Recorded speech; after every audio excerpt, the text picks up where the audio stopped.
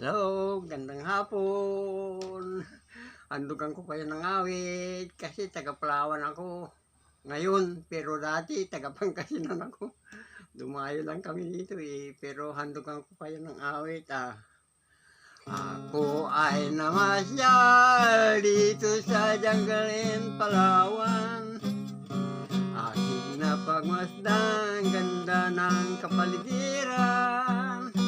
Ako'y humanga sa tahimik at munlan na lugar.